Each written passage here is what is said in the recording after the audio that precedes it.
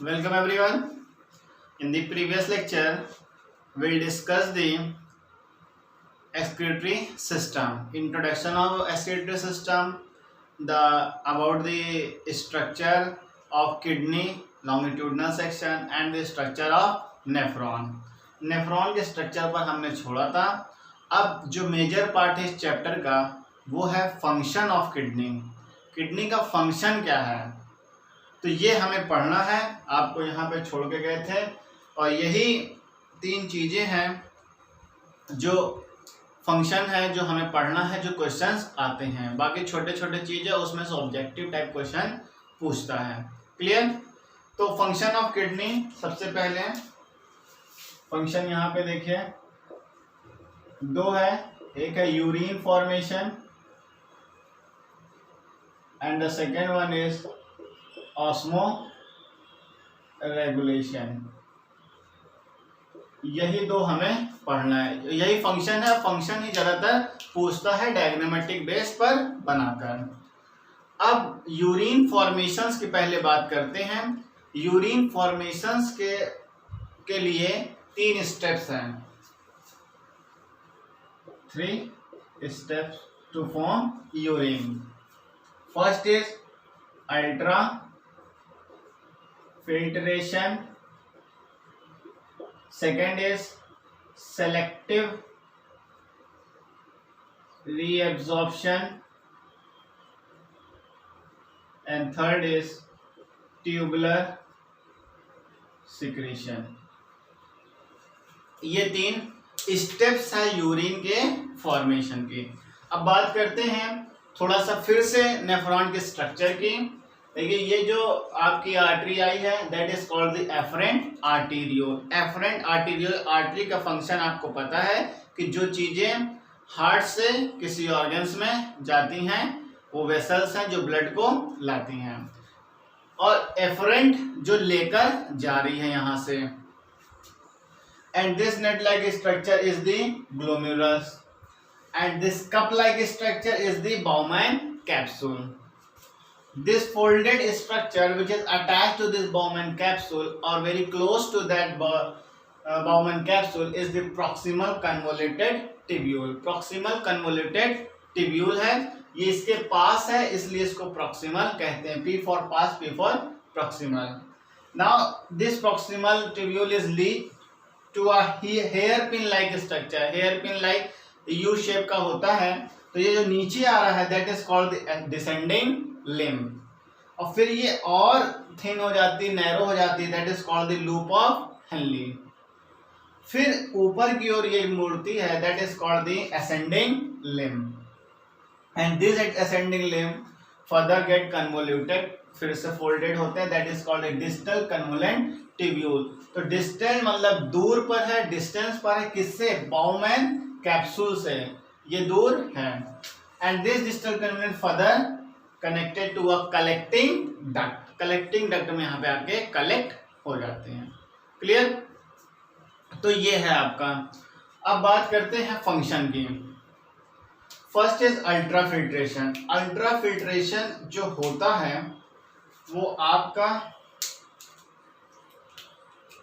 इस एरिया में हो जाता है. ग्लोमेरुलस और बाउमैन कैप्सूल को एक नाम से कलेक्टिवली कॉल्ड मैल्पिजियन टिब्यूल. इनको एक नाम से बोलते हैं मैल्पिजियन टिब्यूल. अब क्वेश्चंस अगर ऑब्जेक्टिव टाइप में पूछता है तो आपका मैल्पिजियन टिब्यूल पूछ लेता है. क्लियर. तो अब बात करते हैं efferent arteriole brings blood from the heart. Heart से लेकर यहां पर आता है. एफरेंट और आर्टेरियोल की वेसल्स में देखिए this one is wide and efferent one is narrow. ये नैरो होती हैं, ये वाइड है. और इसके वाइड और ब्रॉड होने का रीजन क्या है कि जब ब्लड आता है तो वो एक प्रेशर में आता है. क्लियर. और ड्यू टू दैट प्रेशर जो नाइट्रोजनस वेस्ट कंटेंट होते हैं उस ब्लड में वो यहाँ पर आके उस प्रेशर से फिल्टर हो जाते हैं. Because of that pressure they filter the blood. तो उसमें से फिल्टर होते हैं, जो फिल्टर होके जो आएंगे और रिसीव करता है उसको बाउमैन कैप्सूल। बाउमैन कैप्सूल फिल्टर को रिसीव कर लेता है। क्लियर। अब जो फिल्टर हुआ है उसका एक स्पेशल नेम है, that is called the glomerulus filtrate. Glomerulus filtrate, तो ग्लोमेरुलस के थ्रू फिल्टर हुआ है इसलिए उस सब्सटेंस को बोलते हैं ग्लोमेरुलस फिल्ट्रेट। उस ग्लोमेरुलस फिल्ट्रेट में होता क्या है, excess salt, water, sodium, potassium, organic inorganic substance इसमें प्रेजेंट होते हैं। क्लियर। जो नाइट्रोजनस वेस्ट यहाँ से आए हैं और जो क्या कहते हैं कि लाइट थे, फिल्टर्ड होने थे, जो स्पोर्स के थ्रू यहाँ पर आ सकते थे। यहाँ पे एक सीड स्पोर था, आपको कल बताया था, और सेल्स होती है जिसको बोलते हैं पोडोसाइट। तो पोडोसाइट सेल होते हैं, उसके थ्रू ये फिल्टर होकर बाउमैन कैप्सूल में रिसीव हो जाते हैं। Because of that high pressure, वो जो हाई प्रेशर से आता है उस वही प्रेशर जो है उस ग्लोमेरुलस फिल्ट्रेट कैपिलरीज है, ये ब्लड कैपिलरीज है, इसी के थ्रू ये फिल्टर हो जाता है। सर्कुलेटरी सिस्टम में आपको बताया था कि ब्लड कैपिलरीज से चीजें निकल के आती हैं। क्लियर। जिसको डायपेडेसिस कहते हैं। तो यहाँ पे फिल्टर हुआ तो बाउमैन कैप्सूल रिसीव कर लेता है। तो बाउमैन और यहाँ तक का प्रोसेस हुआ अल्ट्रा फिल्ट्रेशन। फिल्ट्रेशन का ही प्रोसेस यहाँ पर हुआ। Clear. Now next one is selective reabsorption. दोबारा एब्जॉर्प्शन होगा तो फिर वो फिल्टर जो है आपके यहाँ पर मूव करके आ जाएंगे और यहां से लेकर डिस्टल कन्वोलेंट तक का जो पार्ट है यहां तक जो है कि आपका सेलेक्टिव रीअब्जॉर्प्शन का प्रोसेस होता है। अब यहां पर प्रॉक्सिमल कन्वोलेंट ट्यूब्यूल में चीजें आती हैं और लूप ऑफ हेनली से यहाँ की तरफ मूव करेगी। यहाँ पे चीजें ब्लड कैपिलरीज यहाँ ऐसे वेसल्स वगैरह ऐसे अटैच्ड होते हैं। क्लियर। ऐसे बुक में डायग्राम होगा, आप देखिएगा। तो ये आर्टरी वेन्स में डायरेक्ट नहीं जाती है, यहां से अगर चीजें सेलेक्ट होती हैं ये कैपिलरीज में जाती हैं, कैपिलरीज के थ्रू वेन्स में जाती हैं। क्लियर। तो यहां पर प्रॉक्सिमल कन्वोलेंट में ऑर्गेनिक और inorganic substance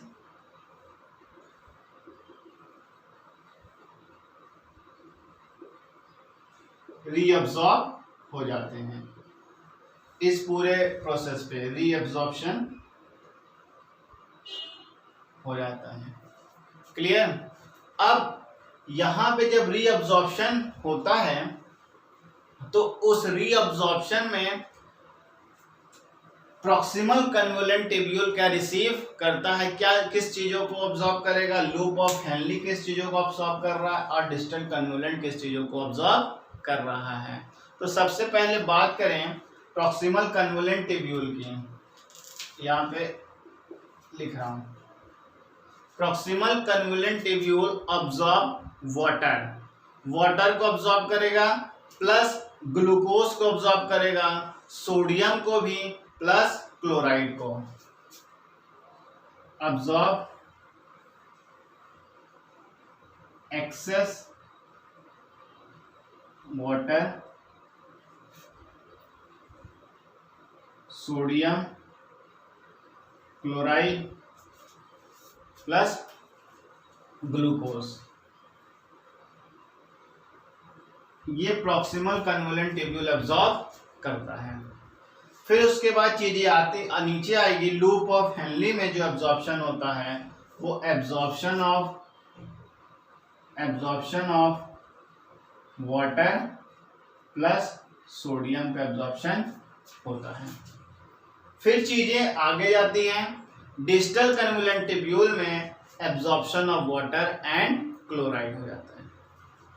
distal convoluted tubule absorption of water and chloride. तो यहाँ पे ये चीजें एब्जॉर्ब हो जाती हैं फिर से। तो यहाँ तक का जो प्रोसेस हुआ वो सेलेक्टिव रीअब्जॉर्प्शन, फिर से एब्जॉर्ब हुआ चीजें। और ये एब्जॉर्प्शन डिपेंड करता है कि कितनी बॉडी में चीजों की नीड है, उस हिसाब से वो एब्जॉर्ब करता है। फिर लास्ट में है ट्यूबुलर सिक्रीशन। ट्यूबुलर सिक्रीशन ये कलेक्टिंग डक्ट में अब जितनी चीजें एब्जॉर्ब हो चुकी हैं वो एब्जॉर्ब होके वेन्स के थ्रू बॉडी में वापस चले जाएंगे। और जो बच गए अब, तो दैट रिमेनिंग पार्टिकल्स और substance will come in this collecting duct. तो इस कलेक्टिंग डक्ट के थ्रू आपको बताए थे यहाँ कलेक्ट होती हैं, और पेल्विस रीजन में, जो कि आपका किडनी का इंटरनल सबसे पार्ट है, कॉर्टेक्स था, मेडुला था, मेडुला के बाद पेल्विस था, and this pelvis is connected to the ureter. और यूरेटर फिर यूरिनरी ब्लैडर से कनेक्ट होता है और यूरिनरी यूरेथ्रा के थ्रू एक्सक्रीशन हो जाता है। क्लियर? अब जो चीजें बाहर निकली हैं यूरिन के फॉर्म में, यूरिन के फॉर्म में जो बाहर निकली हैं उसमें पोटेशियम और यूरिया एंड एक्सेस सॉल्ट होते हैं। क्लियर? जो मूव आउट कर गए। तो this is the function of urine formation. एक बार फिर से रिकैप करते हैं चीजें। यहाँ से ब्लड में ब्लड प्लाज्मा वगैरह, ब्लड वगैरह यहाँ पे आया एफरेंट आर्टीरियोल के थ्रू, और एफरेंट आर्टीरियोल के थ्रू जब आता है तो उसमें हाई प्रेशर होता है। Because of that high pressure that plasma of blood get filter in the glomerulus, और इस ग्लोमेरुलस के थ्रू जो फिल्टर हुआ तो उस फिल्ट्रेशन को बोलते हैं ग्लोमेरुलस फिल्ट्रेट। अब उसमें होते क्या है, एक्सेस सॉल्ट है, सोडियम है, ऑर्गेनिक इनऑर्गेनिक सब्सटेंस होते हैं, वाटर है, ग्लूकोज है। फिर उसको जो रिसीव करता है वो है बाउमैन कैप्सूल। तो फंक्शन पूछेगा ग्लोमेरुलस का, तो ग्लोमेरुलस फिल्टर दी ब्लड और ब्लड प्लाज्मा, ये फिल्टर सेव करता है। बाउमैन कैप्सूल का फंक्शन है it receives the glomerulus filtrate, जो चीज फिल्टर हुआ है उसको ये रिसीव करता है and moves towards the proximal convoluted tubule. और यहाँ तक का जो पार्ट था आपको बताए थे, glomerulus, Bowman capsule and the proximal convoluted tubule, इधर ऊपर का part is lie in the cortex region, kidney के कॉर्टेक्स आउटर रीजन पर होते हैं, और कॉर्टेक्स रीजन डार्क होते हैं, dark in colour. And this U-tube hair-like pin-like structure, hair pin-like structure, loop of Henle, they lie in the medulla region। तो medulla reason जो है कि लाइट कलर के होते हैं। कभी आप ट्रांसफर सेक्शन किडनी आप डायग्राम देखेंगे बुक में, तो cortex region dark in colour and medulla is light in colour. This glomerulus and Bowman capsule collectively called magnesian tubule. तो ये ग्लोमेरुलस और बाउमैन कैप्सूल का फंक्शन हो गया। प्रॉक्सिमल कन्वोलेंट जो है कि इनका रीअब्जॉर्प्शन है। Reabsorption of what? Absorption of excess water, sodium chloride and glucose को ऑब्जॉर्ब करते हैं। Loop of Henle absorption of water and sodium. Distal convoluted tubule absorb करता है absorption of water and the chloride ions. तो chloride ions वगैरह को ये absorb करता है। जितनी ये जो एब्जॉर्प्शन हुआ है ये डिपेंड करता है कि बॉडी में कितनी नीड है, उस हिसाब से एब्जॉर्प्शन करता है। बाकी एक्सक्रीट आउट हो जाता है, that is the tubular secretion, tubes के थ्रू एक्सक्रीशन हो जाता है। तो ये हुआ आपका urine formation. Now next is osmo regulation. Osmo regulation, अब अगर इसको रब करते हैं तो देखते हैं। ऑस्मो रेगुलेशन आपको पहले भी बताया था सेल के चैप्टर में, वैक्यूल का फंक्शन आपको बताया था, लेकिन ये ऑस्मो रेगुलेशन हर जगह आता है तो इसलिए हमें बार बार इसको देखना पड़ेगा। Osmo regulation. अब देखिए यहाँ पे ऑस्मो की मीनिंग अगर देखें तो ऑस्मोसिस, ऑस्मोसिस एंड रेगुलेशन। ठीक है, ऑस्मोसिस आपको पता है movement of water molecule from high concentration to a low concentration, ये आपको पता है। तो movement of not only water molecules any fluid from high concentration to a low concentration, मतलब कोई दो मॉलिक्यूल्स या सब्सटेंस की बात हो रही है मूवमेंट की, किन्हीं दो बीच में हाई या लो की। तो यहां पर जो बात हो रही है वो बॉडी टिश्यू प्लस आपके ब्लड में बात हो रही है। इसमें जो है कि वाटर से रिलेशन ही है। ऑस्मोसिस का प्रेशर होता है तो ऑस्मोटिक प्रेशर भी लगता है। तो बॉडी में जो फ्लूइड है, जब बॉडी में जो टिश्यू में फ्लूइड होता है या वाटर ज्यादा हो जाता है, एक्सेस हो जाता है, तो they move to the blood. Clear? और व्हेन ब्लड में वाटर एक्सेस हो जाएगा या इंक्रीजेस हो जाएगा, they move to the body tissue. तो यही जो है रेगुलेशन वाटर का, बॉडी टिश्यू और ब्लड के बीच में रेगुलेशंस होते हैं, that is called the osmo regulation between the body tissue and the blood. Water का मूवमेंट होता है हाई टू लो। अगर बॉडी टिश्यू में ज्यादा हो जाएगा तो they move towards the blood, और ब्लड में ज्यादा हो जाएगा वाटर तो the water moves towards the body tissue. में इसको एक टर्म में बोले तो होमियोस्टैटिस, मतलब बैलेंसिंग द फ्लूइड, फ्लूइड को बैलेंस करना बॉडी में, दैट इज कॉल्ड द होमियोस्टैटिस। तो इस बैलेंस को मेंटेन करने को ऑस्मो रेगुलेशंस कहते हैं। अब इस मेंटेनेंस में क्या क्या चीजें मेंटेन होती है, तो इस होमियोस्टैटिस में जो पूछेगा किसका रेगुलेशन हुआ, पीएच का रेगुलेशन हुआ। ठीक है, first. Second is your minerals ion, minerals ion का रेगुलेशन हुआ। एंड द थर्ड वन, अब आप पीएच समझ गए हैं कि एसिडिक है क्या है, उसका रेगुलेशन होता है। और मिनरल्स है, सोडियम है, पोटेशियम है, फास्फोरस वगैरह प्रेजेंट है, प्लस वाटर जिसकी बात कर रहे हैं, वाटर का रेगुलेशन होता है। तो ये हुआ आपका ऑस्मो रेगुलेशन और यूरिन फॉर्मेशन। तो एक तरीके से फंक्शन ऑफ किडनी अभी ये खत्म हुआ। ये इंपॉर्टेंट है, कहीं ना कहीं ये आपसे पूछता है। अब हम लोग बात करेंगे कंपोजिशन ऑफ यूरिन, यूरिन में क्या क्या होता है, तो उसकी बात करेंगे।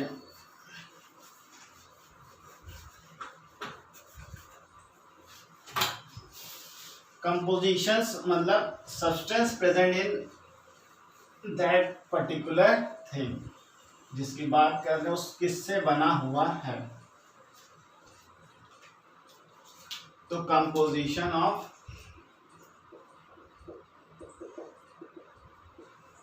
यूरिन किससे बना हुआ होता है, तो दो है, एक है ऑर्गेनिक,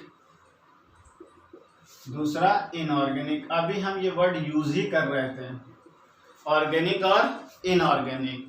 तो कुछ चीजें हैं जो ऑर्गेनिक से बनी हुई हैं और कुछ है इनऑर्गेनिक से बनी हुई हैं। तो ऑर्गेनिक में क्या आएगा आपका, यूरिया, यूरिक एसिड,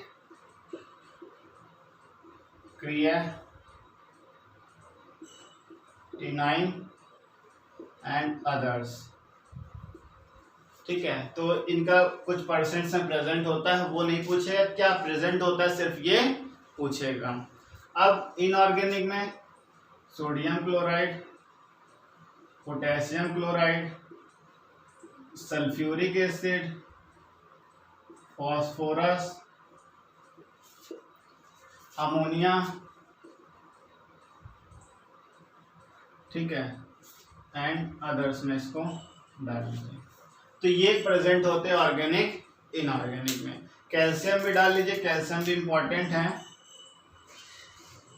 तो इतने चीजें आपके ऑर्गेनिक और इनऑर्गेनिक में प्रेजेंट होता है। तो इस तरीके से क्वेश्चन पूछ लेगा, name some inorganic substance present in urine और organic substance present in the urine. क्या प्रेजेंट होगा ये पूछ सकता है, तो इसलिए इंपॉर्टेंट है। Now next is physical property of urine. Physical property क्या है? Physical property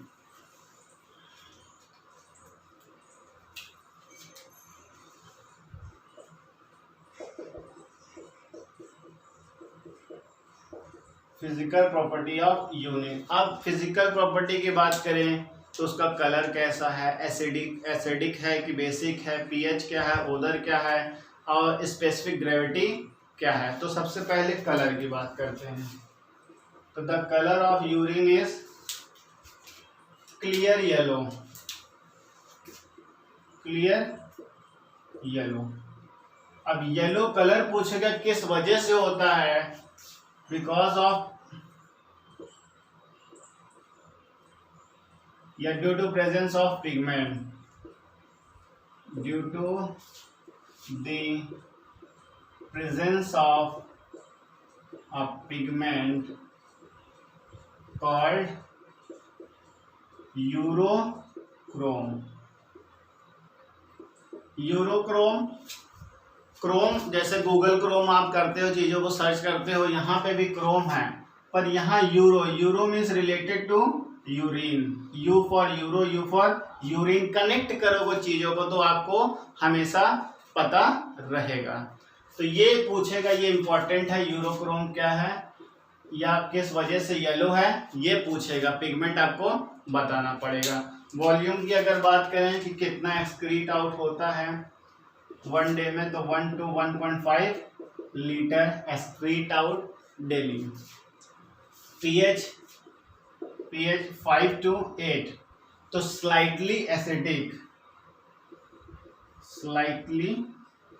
acidic in nature होते हैं। अब बात करते हैं ओदर। तो ओदर अगर एसिडिक है तो इसकी जो स्मेल है वो स्ट्रॉन्ग पंजेंट स्मेल। तो इसमें एसिडिक होता है, तो एसिडिक है तो थोड़ा स्ट्रॉन्ग पंजेंट होता है, ठीक है। अब स्पेसिफिक ग्रेविटी,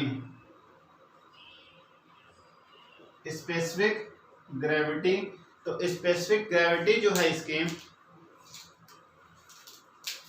1.003 to 1.005 होता है, या 35 कर लीजिए। ये है आपका फिजिकल प्रॉपर्टी ऑफ यूरिन। तो यहाँ पे आपको एक या दो क्वेश्चन जरूर पूछेगा यहाँ से, प्लस कंपोजिशन ऑफ यूरिन से एक या दो क्वेश्चन ऑब्जेक्टिव टाइप में। फंक्शन ऑफ यूरिन में वहां पे इंपॉर्टेंट है, डायग्रामेटिक बेस से पूछ सकता है। अब बात करते हैं किडनी डिसऑर्डर या डिसऑर्डर इन किडनी। तो ये इंपॉर्टेंट है ये भी टॉपिक, क्योंकि यहां से भी पूछ लेता है क्या क्या डिजीजेस होती हैं। किडनी डिसऑर्डर, तो इसमें क्या क्या प्रॉब्लम होती हैं। तो कई बीमारियां होती हैं। सबसे पहले हेमेटोन्यूरिया। अब इसमें क्या होता है, यूरिन के साथ ब्लड भी पास आउट हो जाता है।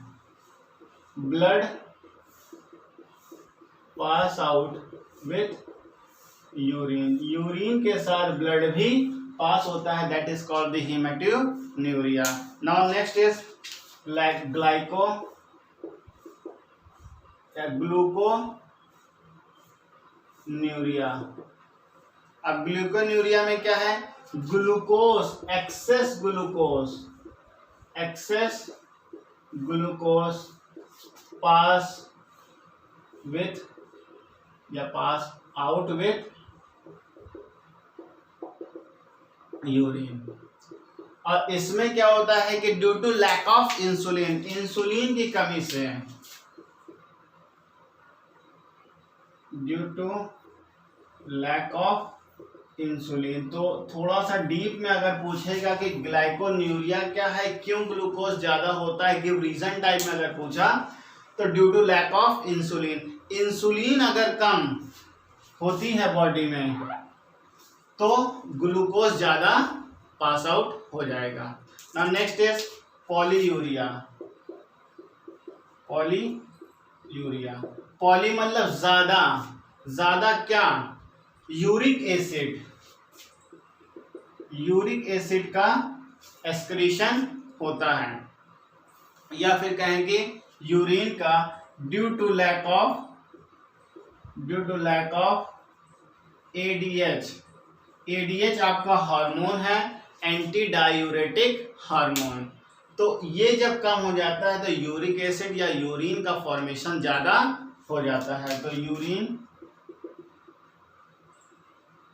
या यूरिक एसिड ज्यादा हो जाता है।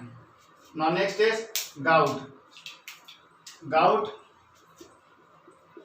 गाउट डिपोजिशन और accumulation of uric acid in our joints में जो है कि accumulation of uric acid in human joints, human के जॉइंट्स में इसका एक्युमुलेशन हो जाता है तो उसको गाउट बोलते हैं। और जॉइंट्स में क्या होता है, फिर पेन्स होने लगते हैं, घुटने में, नी में, आपके एल्बो में, जॉइंट्स वगैरह, उंगलियों वगैरह में यहाँ पे प्रॉब्लम होने लगती है, तो सीवियर पेन होगा। नेक्स्ट इज 4 हो गए। Next one is your kidney stone. Kidney stone, तो किडनी स्टोन्स में क्या होता है कि कैल्शियम ऑक्सलेट,